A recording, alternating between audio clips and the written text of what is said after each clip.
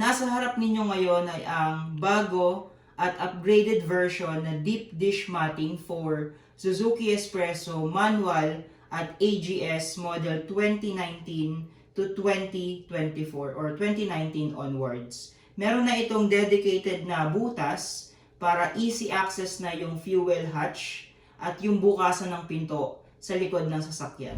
Ang bagong version ay yung tinatawag na extended diamond deep dish. Bakit siya extended? Pakita ko sa inyo. Ito yung lumang version. Yan. Simple cuttings lang siya. Yan. Okay naman, pero mas pina-improve pa natin. Pakita ko sa inyo yung difference na extended. So, ito yung old version and this is the upgraded version. Kita nyo, meron na siya dito ang pasobra. Kita ba, bebe? Yan. Dito, nakayakap siya sa mismong body or flooring ng sasakyan. Papakita ko sa inyo later. Ayan. Extended siya. Ganon din yung sa kabilang side. Pero yung sa old version, wala. Ganyan lang.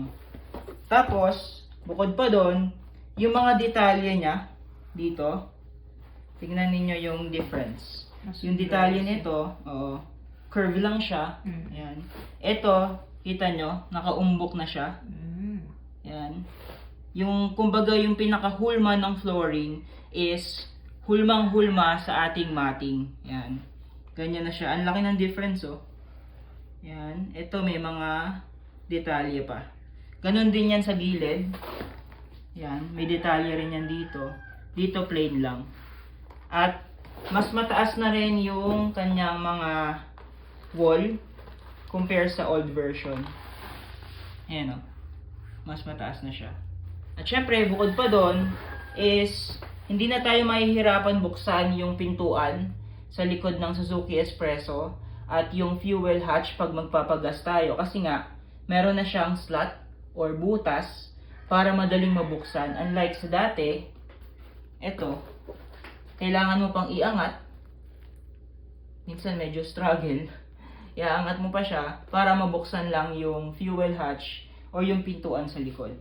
At pakita ko rin dito yung sinasabi kong detalye. Ayan, sana nakikita sa camera. Ito plain lang siya na curve, yung old version. Yung bago, kikita nyo, nakalubog na siya. Kasi kinuha na talaga yung mismong sukat ng flooring ng Suzuki Espresso. Ayan, tara, ikabit na natin doon sa ating Suzuki Espresso. Ito yung old version ng deep dish matting for Suzuki Espresso. Yan. Okay naman yung kanyang fitting, pero mas in-improve pa natin yan. Pansinin nyo tong part na to. Ganyan lang siya. Ayan, hindi siya nakayakap dito. Tapos dito, ganyan lang, walang detalye. At full coverage siya, walang butas. Kaya every time bubuksan nyo yung pintuan sa likuran at yung fuel hatch pag magpapagas, kailangan nyo iangat yan. Iaangat nyo pa para mabuksan. Sinin nyo rin yung part na to. Ito, hindi nyo nako-cover lahat. Yan. Hindi siya masyadong detalyado. Pa-curve lang siya. Unlike sa bagong version. Pakita ko sa inyo yung ating bagong version. Ito na yung upgraded na version ng deep dish matting for Suzuki Espresso. Ito yung tinatawag na extended matting. Bakit extended? Kasi naka-extend siya dito. Ayan, nakayakap. Ayan, kitang-kita nyo yan. Tapos dito sa part na to, ayan, meron pang detalye. Sinundan niya yung hulma ng sasakyan. Siyempre dito, malapitan. At siyempre, meron na tayong access sa fuel hatch. Ito. At sa bukasan ng trunk door. Ayan. Hindi nyo na kailangan iangat pa. Kasi ayan, dudukutin nyo lang. Ayan. Dito naman sa corner, pansinin ninyo. Meron na siyang detalye. Wala yan sa old version. Talagang nakafit siya sa korte ng floor ng Suzuki Espresso. Pati yung sa gilid is may coverage na rin. Kaya extended matting ang tawag sa kanya. Ayan, So, dalawang version to mga bossing. Meron tayong walang logo, plain lang. At merong logo ng Suzuki. Ganyan siya. Tingnan naman natin yung kabila. Siyempre dito sa kabilang side, ganun din. Fit na fit din siya. Ayan, extended din. Nakayakap na siya. Ganyan. Meron ding mga detalye yung bawat gilid. Saktong sakto ba? Parang sinukat. Yan. At lastly, yung sa likuran. Ito naman yung sa likuran na part. Ayan. Kita nyo naman, sakto siya. Sakto sa korte ng ating Suzuki Espresso. At sa gilid, ganito yung pagkabit mga bossing nung sa pinakagilid. Bali, isushoot nyo yan sa ilalim. Ganyan. Tapos, may mga gap pa yan dito. Isushoot nyo. Ayan, ganyan. Susundan nyo yan. Hanggang dulo. Ganyan ang pagkabit ng mating dito sa likuran. Kabilang side tayo. Ito yung sa pinakailalim. Shoot nyo dyan. At yan, napakaganda. Ganyan ang fitting ng ating Suzuki Espresso Extended Deep Dish Matting.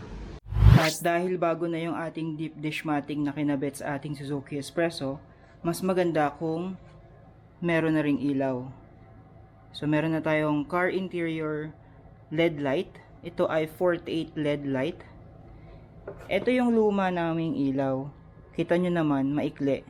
At yung LED light na available sa aming store, Danzy Store, sa Lazada and Shopee is mas mahaba. Ayan, kasi ito ay merong 2, 4, 6, 8, 10, 12. Pero yung ibang LED light sa ibang store, meron lang silang 2, 4, 6, 8, 9. So ito ay 12, 24, 36, 48, kaya siya 48 LED lights.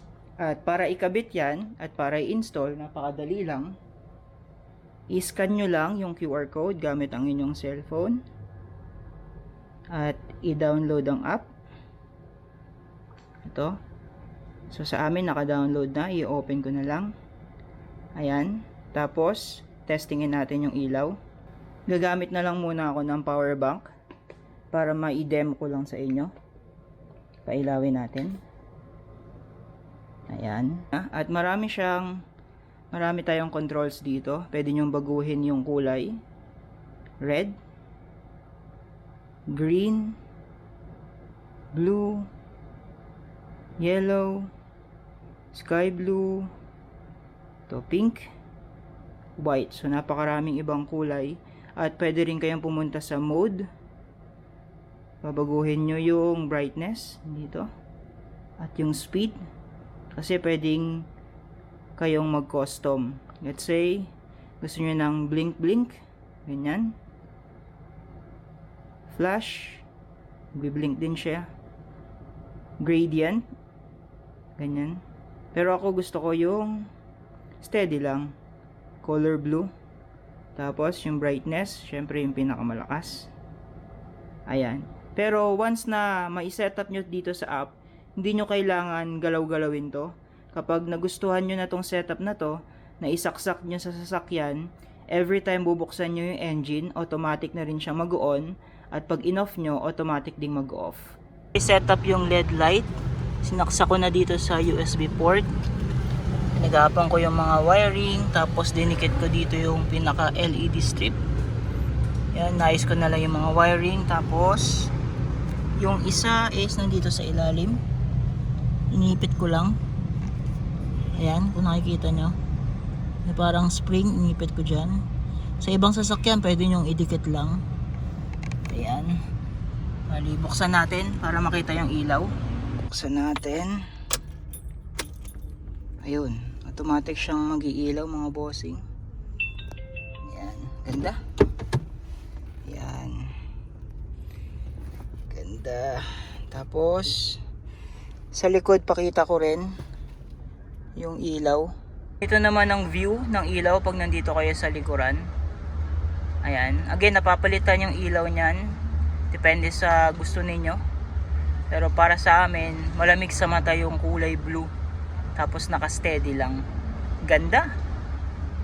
Lakas maka-premium yung merong ganitong ilaw sa loob ng sasakyan. At syempre, automatic din yung mag-off kapag pinatay yung engine ng sasakyan. Automatic. Siyempre, itong deep dish floor matting natin ay scratch-proof, waterproof, at very easy to clean. Buhusan natin yan. Ayan. Naman yung pinakamadaling way para linisin ang ating deep dish. So basically, ganyan lang. Huhugasan nyo lang ng tubig. Yan. Na rin kayong option bumili sa store namin ng per piece. Let's say, kailangan nyo magpalit ng matting for driver seat only. Pwede kayong bumili ng isang peraso lang. Or kung kailangan ninyo yung sa right passenger seat na flooring or matting, pwede nyo rin bilhin. Or kailangan nyo lang yung nasa likuran, pwede rin kayong bumili. Again, pwede na kayong bumili ng per piece na matting sa aming store, sa Lazada and Shopee, Danzy Store. Yung link nasa description at comment section below.